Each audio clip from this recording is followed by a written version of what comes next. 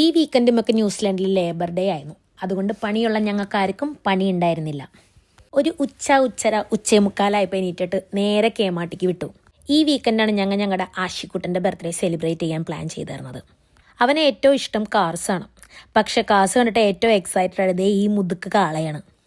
കാറും വാങ്ങിച്ച് ബില്ലടിച്ച് നേരെ ആഷിയുടെ അടുത്തേക്ക് വിട്ടു, അവനൊരു അടിപൊളി സർപ്രൈസ് കൊടുക്കാനായിട്ട്.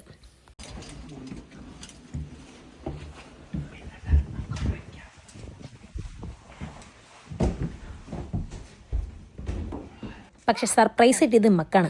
ഈ പിള്ളേരൊക്കെ എന്തെങ്കിലും ഒരു കാര്യത്തിൽ കോൺസെൻട്രേറ്റ് ചെയ്താൽ അവരുടെ ഫുൾ കോൺസെൻട്രേഷൻ അതിൽ മാത്രമായിരിക്കും. അതുകൊണ്ട് തന്നെ ഈ സാധനം അവൻ്റെ കൺമുമ്പിൽ ഇരുന്നിട്ടും അവൻ അത് കണ്ടുപിടിക്കാൻ കുറേ സമയമെടുത്തു.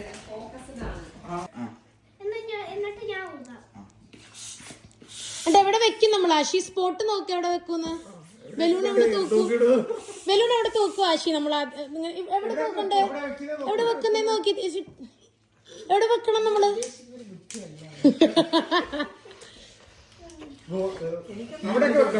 അവിടെ ബലൂൺ എവിടെ വെക്കണ്ടേ? എവിടെ വെക്കണ്ടേ നമ്മള്?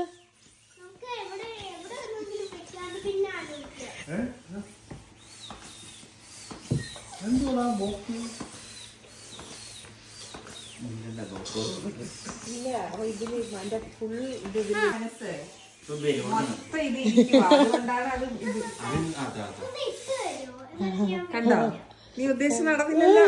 എനിക്കറിയാത് ഈ ബലൂൺ കൈ കിട്ടിയല്ലോ ഉണ്ടായിരുന്നു. എന്തിനു വേണ്ടി ഞാൻ ഇതെല്ലാം സഹിച്ചു. നീ ഇത് കണ്ടോ? ഇതൊരു ഗിഫ്റ്റ് ആണ്. ഞാൻ മേടിച്ചോണ്ട് വന്നതാ. ഇതെന്താ ഇങ്ങനെ നിക്കുന്ന? നോക്ക്. പതുക്കെ പതുക്കെ. സത്യം പറഞ്ഞാൽ ഈ പിള്ളേരുടെ സൈക്കോളജി മനസ്സിലാക്കാൻ നമുക്ക് ആർക്കും പറ്റില്ല എന്നുള്ളതിന് വലിയൊരു തെളിവാണിത്. അവസാനം സർപ്രൈസ് കൊടുത്ത ഞങ്ങൾക്ക് തന്നെ അവൻ സർപ്രൈസ് തന്ന് നമ്മൾ തന്നെ അവനെ കാണിച്ചു കൊടുക്കേണ്ട അവസ്ഥയായിരുന്നു. But still he likes that gift. എത്ര പ്രായമായാലും ഈ ആമ്പിള്ളേർക്ക് ഈ കാറിനോടുള്ള ക്രേസ് ഒന്നും മാറില്ല എന്നുള്ള വലിയ തെളിവാണ്. പിള്ളേരെക്കാൾ കൂടുതൽ അത് കളിച്ചത് ഈ മുതുക്ക് കിളവന്മാരാണ്.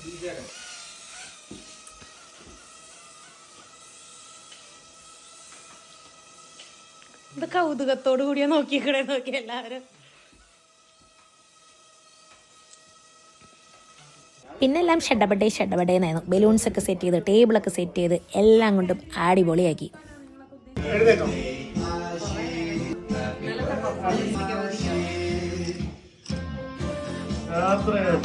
കണ്ടീഷന്റെ വായി